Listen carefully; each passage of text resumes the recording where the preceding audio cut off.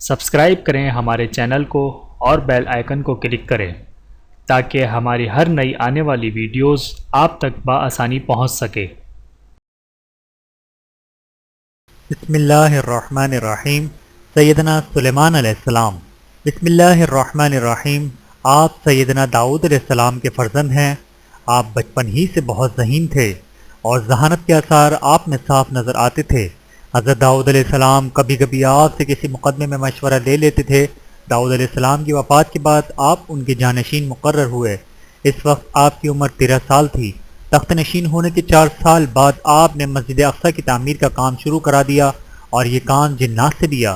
اللہ تعالیٰ نے آپ کو نبوت کے ساتھ سلطنت بھی دی تھی، اور سلطنت بھی ایسی کہ آج تک ویسی سلطنت کسی بادشاہ کو نصیب نہیں ہوئی اور نہ انشاءاللہ قیامت تک نصیب ہوگی۔ نبوت اور سلطنت کے ساتھ اللہ تعالیٰ نے آپ کو اور بھی خصوصیات سے نوازا تھا۔ آپ جانوروں کی بولیاں سمجھ لیتے تھے۔ جانور آپ کے فرما بردار تھے، جو خدمت چاہتے آپ ان سے لے لیتے تھے۔ اسی طرح ہواؤں پر بھی آپ کو اختیار دیا گیا تھا۔ ہوا آپ کو اڑا کر یمن سے شام اور شام سے یمن لے آیا کرتی تھی۔ 1 مہینے کا سفر آدھے دن میں طے کر لیا کرتے تھے۔ اسی طرح اللہ تعالیٰ نے جنات کو آپ کے تابع کر دیا تھا۔ بڑے سے بڑا جن آپ کے حکم کی خلاف ورزی کی جرت نہیں کر سکتا تھا۔ آپ ان جنات سے بڑے بڑے کام لیتے تھے، مثلا سمندر کی تہ میں غوطہ لگوا کر اس میں سے قیمتی موتی نکلوا لیتے تھے۔ ان سے بڑے بڑے محلات اور قلعے تعمیر کرا لیتے تھے، عبادت گاہیں تعمیر کرا لیتے تھے۔ بیت المقدس کی تعمیر بھی آپ نے جنات سے کرائی۔ قرآن کریم میں آپ کا ذکر 16 جگہ آیا ہے۔ آپ کے بچپن کا ایک واقعہ اس طرح ہے کہ 2 عورتیں اپنے شیرخوار بچوں کو لے جنگل میں سفر کر رہی تھیں۔ ایک کا بچہ بھیڑیا اٹھا کر لے گیا، دوسرے کا بچہ بچ گیا۔ اس پر دونوں عورتیں جھگڑ پڑیں۔ ایک کہتی تھی یہ بچہ اس کا ہے، دوسری کہتی تھی یہ بچہ اس کا ہے۔ اپنا مقدمہ لے کر دونوں عورتیں حضرت داؤد علیہ السلام کی خدمت میں حاضر ہوئیں۔ آپ نے دونوں کے بیانات سن کر فیصلہ بڑی کے حق میں دے دیا۔ فیصلہ آپ نے اس لیے دیا کہ بچہ اسی کے قبضے میں تھا۔ چھوٹی عورت کوئی دلیل پیش نہ کر سکی۔ جب دونوں عورتیں حضرت سلیمان علیہ السلام کے پاس سے گزری تو آپ نے بھی مقدمے کی تفصیل پوچھی۔ تفصیل سن کر آپ نے ایک چھری منگوائی اور فرمایا اس بچے کے 2 ٹکڑے کر کے دونوں کو ایک ایک ٹکڑا دے دیا جائے۔ یہ فیصلہ سن کر بڑی عورت تو خاموش رہی، چھوٹی چلا اٹھی، نہیں نہیں، بچے کے ٹکڑے نہ کریں، میں اپنے بچے سے اس کے حق میں دستبردار ہوتی ہوں۔ چھوٹی کے یہ کہتے ہی آپ جان گئے کہ بچہ دراصل اس کا ہی ہے۔ آپ نے بچہ اسے دے دیا۔ اس واقعے سے آپ کی سمجھ بوجھ کا اندازہ ہو جاتا ہے۔ آپ نے اللہ تعالیٰ سے دعا کی تھی، اے میرے رب میرا قصور معاف کر دے اور مجھے ایسی سلطنت عطا فرما جو میرے علاوہ کسی اور کے لیے مناسب نہ ہو، بے شک تو بڑا ہی دینے والا ہے۔ چنانچہ اللہ تعالیٰ نے آپ کو ایسی سلطنت عطا فرمائی کہ ہوا اور جنات تک آپ کے تابع کر دیے گئے۔ آپ نے اپنے لیے ایک تخت بنوایا تھا، آپ اس پر بیٹھ جاتے، آپ کے ساتھ آپ کے اہل ایمان بیٹھ جاتے، ضرورت کا سامان اس پر رکھ لیا جاتا تھا، پھر وہ تخت ہوائی جہاز کی طرح اڑتا اور جہاں جانے کا حکم اسے دیا جاتا وہ آپ کو وہاں لے جاتا۔ اس تخت پر بے شمار کرسیاں رکھی جاتی تھیں، انسانوں کے ساتھ ان پر ایمان والے جن بھی بیٹھے تھے۔ پھر پرندوں کا حکم ہوتا تھا کہ وہ اس پورے تخت پر اپنے پروں سے سایہ کریں تاکہ دھوپ کی تپش سے تکلیف نہ ہو۔ اس ہوائی سفر کے دوران حضرت سلیمان علیہ السلام سر جھکائے اللہ کے ذکر میں مشغول رہتے تھے۔ اللہ تعالیٰ نے بعض جنات کو بھی آپ کے تابع کر دیا تھا۔ آپ انہیں حکم دیتے تو وہ سمندر کی تہ سے موتین تک نکال لاتے۔ آپ کے لیے بڑی بڑی عمارتیں تیار کرتے۔ ان عمارتوں میں پگھلا ہوا تانبا استعمال کیا جاتا۔ اس سے اندازہ لگایا جا سکتا ہے یہ عمارتیں کس قدر مضبوط ہوتی ہوں گی۔ اللہ تعالیٰ فرماتے ہیں اور ہم نے سلیمان علیہ السلام کے لیے ایک پگھلے ہوئے تانبے کا چشمہ جاری کر دیا۔ تانبے کے چشمے یمن میں تھے۔ جنات ان سے بڑے برتن بناتے تھے، وہ اتنے بڑے ہوتے تھے کہ پورے لشکر کا کھانا ان میں تیار کیا جاتا تھا۔ پھر اللہ تعالیٰ نے آپ کو پرندوں کی بولیاں سکھا دی تھیں، آپ ان کی زبانیں سمجھتے تھے۔ آپ کے لشکر میں انسانوں کے ساتھ جنات اور جانور بھی شامل ہوتے تھے۔ ایک مرتبہ آپ سفر میں جا رہے تھے، ایک روایت کے مطابق ملک میں قحط پڑ گیا تھا۔ آپ اپنی فوج کو دعا کے لیے لے جا رہے تھے۔ راستے میں ایک ایسی جگہ سے گزر ہوا جہاں چیونٹیوں کی آبادی تھی۔ قرآن کریم نے اس وادی کو وادی نمل فرمایا ہے۔ آپ کی نظر ایک چیونٹی پر پڑی، وہ اپنے اگلے قدم اٹھائے آسمان کی طرف رخ کیے کہہ رہی تھی، اے اللہ ہم بھی آپ کی مخلوقات میں ایک مخلوق ہیں اور آپ کے فضل کے محتاج ہیں، ہمیں بارش سے محروم رکھ کر ہلاک نہ کر۔ چیونٹی کی دعا سن کر آپ نے اپنے لشکر سے فرمایا واپس چلو، ایک چیونٹی کی دعا نے ہمارا کام کر دیا، اب تمہاری طلب کے بغیر ہی بارش ہوگی۔ ایک مرتبہ آپ اپنے لشکر کو لے کر چلے تو ایک جنگل سے گزرے، وہاں چیونٹیوں کی بستی تھی۔ حضرت سلیمان علیہ السلام کے لشکر کو دیکھ کر ایک چیونٹی بولی، اے چیونٹیوں، اپنے اپنے بلوں میں گھس جاؤ، ایسا نہ ہو کہ سلیمان علیہ السلام کا لشکر تمہیں کچل دے اور انہیں علم بھی نہ ہو۔ حضرت سلیمان علیہ السلام چیونٹی کی بات سن کر ہنس پڑے۔ آپ نے اللہ تعالیٰ کا شکر ادا کیا کہ اللہ تعالیٰ نے آپ کو چیونٹی تک کی بات سمجھنے کی توفیق عطا فرمائی۔ قرآن کریم میں آپ کی دعا کے الفاظ اس طرح آتے ہیں، اے میرے رب، مجھے اس بات پر قائم رکھیے کہ میں آپ کے ان احسانات کا شکر ادا کرتا رہوں جو آپ نے مجھ پر اور میرے ماں باپ پر کیے ہیں، اور یہ کہ میں ایسے نیک کام کرتا رہوں جن کو آپ پسند کرتے ہیں، اور مجھے نیک بندوں میں شامل رکھیے۔ آپ پرندوں سے بھی کام لیتے تھے، آپ ہدہد نام کے پرندے سے کام لیتے تھے کہ جاؤ معلوم کرو زمین کے کس حصے میں پانی ہے، اس سے ہوا کی ڈاک کا کام بھی لیتے تھے۔ اس طرح کسی جگہ ٹھہرنے سے پہلے ہدہد کے ذریعے معلوم کراتے تھے کہ وہاں پانی وغیرہ ہے یا نہیں۔ ایک روز آپ نے کسی ضرورت کے لیے اپنے پرندوں کی فوج کا جائزہ لیا تو ہدہد نظر نہ آیا۔ آپ نے فرمایا، مجھے ہدہد نظر نہیں آ رہا، وہ کہاں غائب ہے، میں اسے سخت سزا دوں گا، یا اگر اس نے کوئی معقول وجہ بیان نہ کی تو اسے ذبح کر دوں گا۔ ابھی آپ ہدہد کی غیر حاضری پر ناراضی کا اظہار کر رہے تھے کہ اتنے میں ہدہد آ کر حضرت سلیمان علیہ السلام سے کہنے لگا، میں ایک ایسی بات معلوم کر کے آیا ہوں کہ آپ کو اس کی خبر نہیں۔ اس خبر کا تعلق قبیلہ سبا سے ہے۔ ملک سبا یمن کے علاقے میں تھا، اس کے دارالخلافہ کا نام مارب تھا۔ ہدہد نے مزید بتایا، میں نے وہاں ایک عورت کو دیکھا ہے، وہ وہاں کے لوگوں پر حکومت کرتی ہے، اس کے پاس ہر قسم کا ساز و سامان ہے، اس کے علاوہ اس کا ایک بہت بڑا تخت بھی ہے۔ مطلب یہ تھا کہ وہ اس تخت پر بیٹھ کر حکومت کرتی ہے، اس کے تخت میں ہیرے جواہرات جڑے ہوئے ہیں، اتنا قیمتی تخت کسی بادشاہ کے پاس نہیں ہوگا۔ سبا کے علاقے میں دو طرفہ باغات تھے اور ان کا سلسلہ 300 مربع میل تک چلا گیا تھا۔ یہ سارا رقبہ خوشبودار اور طرح طرح کے لذیذ پھلوں سے لدا ہوا تھا۔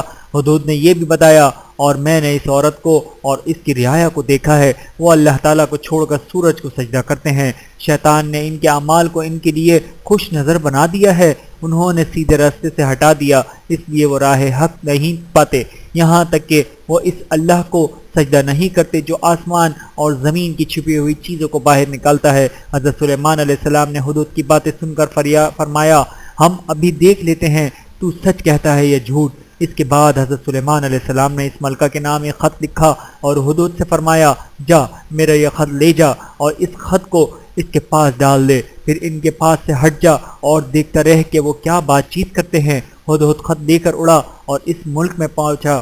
وہ ایک سوراخ میں سے اترا اور داخل ہو کر خط ملکہ کے سینے پر رکھ دیا۔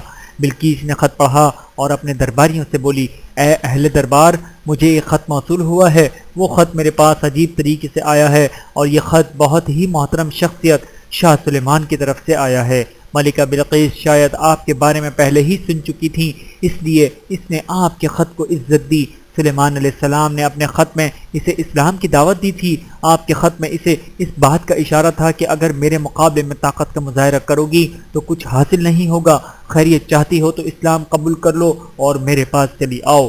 ملکہ بلقیس نے خط پڑھ کر اگرچہ جان لیا تھا کہ خط لکھنے والی ہستی کون ہے، اس کا کیا مقام ہے، اس کی بادشاہت ہاتھ سے جاتی تھی، اس لیے آپ کے خط سے پریشان بھی ہوئی۔ پھر درباریوں سے بولی، اے اہل دربار، تم اس بارے میں مجھے مشورہ دو، میں اس وقت کسی بات کا کوئی فیصلہ نہیں کروں گی جب تک تم میرے پاس نہ ہو۔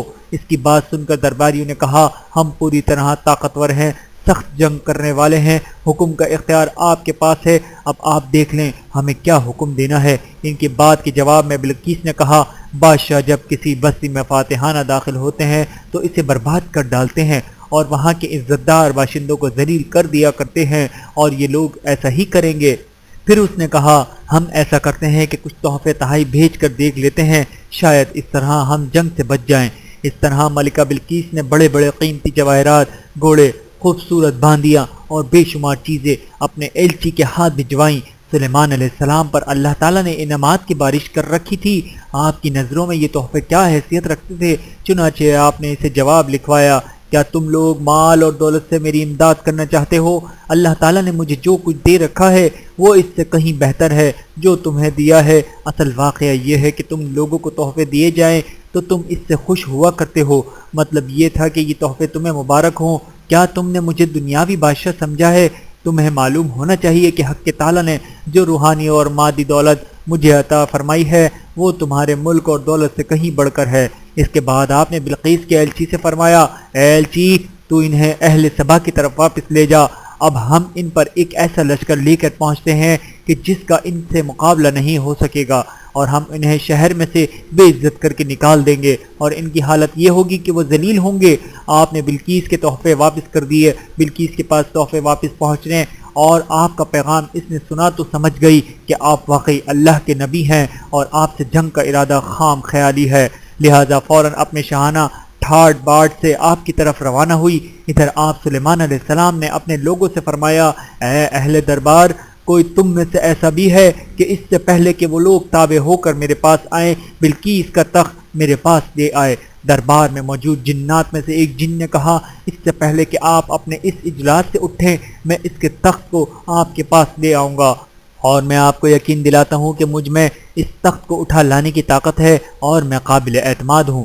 اس پر ایک اور جن نے کہا، میں اس تخت کو آپ کی خدمت میں پلک جھپکنے سے پہلے حاضر کیے دیتا ہوں۔ اس جن کے پاس کتاب کا علم تھا، چنانچہ حضرت سلیمان علیہ السلام نے تخت کو اپنے سامنے پایا تو بولے، یہ میرے رب کا ایک فضل ہے تاکہ وہ مجھے آزمائے کہ میں شکر کرتا ہوں یا ناشکری کرتا ہوں، اور جو شخص شکر کرتا ہے تو وہ اپنے ہی فائدے کے لیے شکر کرتا ہے، اور جو شخص ناشکری کرتا ہے تو میرا رب بے پرواہ اور کرم کرنے والا ہے۔ تفاسیر کی کتابوں میں تخت بلقیس اٹھا کر لانے والے جن کا نام آصف برقیہ آیا ہے۔ یہ جن حضرت سلیمان علیہ السلام کے صحابی تھے۔ آپ نے یہ سب اس لیے کیا تھا کہ یہ قوم سورج کو پوجنا چھوڑ کر ایک اللہ کی عبادت کرنے لگیں۔ آپ نے ملکہ بلقیس سے بہت اچھا سلوک کیا، اپنے دربار میں عزت سے بٹھایا، کسی ملک کے سربراہ کی طرح اس کا استقبال کیا۔ پھر ملکہ بلقیس نے آپ کی فوجوں میں جنات اور پرندوں کو دیکھا، اس نے ایسا نظارہ پہلی مرتبہ دیکھا تھا۔ ان تمام باتوں سے وہ اس قدر متاثر ہوئی کہ اس نے اسلام قبول کر لیا اور اپنی سابقہ زندگی پر افسوس کرنے لگی۔ پھر حضرت سلیمان علیہ السلام نے اس سے نکاح کر لیا۔ حضرت یعقوب علیہ السلام نے بیت المقدس میں ایک مسجد تعمیر کی تھی، اس مسجد کی وجہ سے بیت المقدس میں آبادی شروع ہوئی۔ حضرت سلیمان علیہ السلام کا دور آیا تو آپ نے اس مسجد کو نئے سرے سے بنوایا اور اس کے گرد شہر بھی نئے سرے سے بنوایا۔ چونکہ جنات آپ کے تابع تھے اس لیے یہ کام آپ نے جنوں سے لیا۔ اس طرح ایک ایسی عظیم الشان مسجد وجود میں آئی کہ آج بھی لوگ اسے دیکھ کر حیران ہوتے ہیں۔ لوگ اس بات کو نہیں سمجھ پاتے کہ اتنے بڑے بڑے دیو پیکر پتھر کہاں سے لائے گئے، کیسے لائے گئے، اور وہ کون سے آلات تھے جن کے ذریعے ان کو اس قدر بلندی پر پہنچا کر آپس میں جوڑا گیا۔ ایک روز آپ نے قسم کھائی کہ آج رات میں اپنی تمام بیویوں سے ملاقات کروں گا۔ آپ کی بہت سی بیویاں تھیں۔ آپ نے یہ بھی فرمایا کہ میری ہر بیوی کے ہاں اولاد ہوگی جو راہ خدا میں جہاد کرے گی، مگر آپ انشاءاللہ کہنا بھول گئے۔ اللہ کی قدرت کہ کسی ایک بیوی کے ہاں بھی بچہ نہ ہوا۔ اس وقت آپ کو ندامت محسوس ہوئی۔ آپ صلی اللہ علیہ وآلہ وسلم فرماتے ہیں، اگر آپ انشاءاللہ کہہ دیتے تو آپ کی ہر بیوی کے ہاں بچہ ہوتا۔ بنی اسرائیل نے آپ کے ساتھ بھی زیادتی کی، وہ کہتے تھے سلیمان علیہ السلام نبی نہیں جادوگر ہیں، معاذ اللہ۔ اور پھر آپ کی وفات کا وقت آ پہنچا۔ آپ نے جنات کے ذریعے مسجد اقصی کی تعمیر شروع کرا رکھی تھی۔ ایسے میں آپ کو اپنی موت کا وقت قریب معلوم ہوا تو سوچا اس طرح مسجد اقصی نامکمل رہ جائے گی، کیونکہ ان کی موت کے بعد جنات کام روک دیں گے۔ اس لیے اللہ تعالیٰ نے آپ کے دل میں یہ بات ڈال دی کہ مسجد کا ایک نقشہ بنا کر جنات کے حوالے کر دیں، وہ اس کے مطابق مسجد بناتے رہیں گے۔ آپ نے ایسا ہی کیا، نقشہ بنا کر جنات کے سپرد کیا۔ خود ایک شیشے کے مکان میں بند ہو کر عبادت کرنے لگے۔ جنات آپ کو دیکھتے رہتے تھے اور سمجھتے تھے کہ حضرت سلیمان علیہ السلام شیشے کے مکان سے انہیں دیکھ رہے ہیں۔ آپ عبادت میں مصروف تھے کہ ملک الموت نے آپ کی روح قبض کر لی۔ وفات کے وقت آپ لکڑی کے سہارے کھڑے تھے، اس لکڑی کے سہارے آپ عبادت میں مصروف رہتے تھے۔ اب جنات غیب کی خبر کیا جانے، انہیں پتہ بھی نہ چلا کہ آپ وفات پا گئے ہیں، اسی لیے بدستور مسجد تعمیر کرتے رہے۔ اگر پتہ چل جاتا تو تعمیر کا کام نامکمل رہ جاتا۔ آپ جس لکڑی کے سہارے کھڑے تھے اسے دیمک لگ گئی، لکڑی ٹوٹ گئی اور آپ کا جسم مبارک گر گیا۔ تب جنات کو معلوم ہوا کہ حضرت سلیمان علیہ السلام کی تو بہت پہلے وفات ہو چکی ہے۔ آپ کی وفات آن حضرت صلی اللہ علیہ وآلہ وسلم کے زمانے سے تقریباً 1546 سال پہلے ہوئی۔ آپ کی وفات سے یہ بات واضح ہو جاتی ہے کہ جنات وغیرہ جو آپ کے تابع تھے وہ آپ کا کسی کمال نہیں تھا، سب اللہ کا فضل تھا۔ آپ کی وفات کے بعد آپ پر اللہ تعالیٰ کا انعام رہا، 1 سال تک آپ کے جسم میں کوئی تبدیلی نہ آئی اور مسجد اقصی کی تعمیر کا کام جاری رہا۔ آپ نے 40 سال تک شاہی دبدبے کے ساتھ حکومت کی۔ جب آپ کا کام ختم ہو گیا تو اللہ تعالیٰ نے آپ کو اپنے پاس بلا لیا۔ ان للہ و انا الیہ راجعون۔ صدق اللہ العلی العظیم۔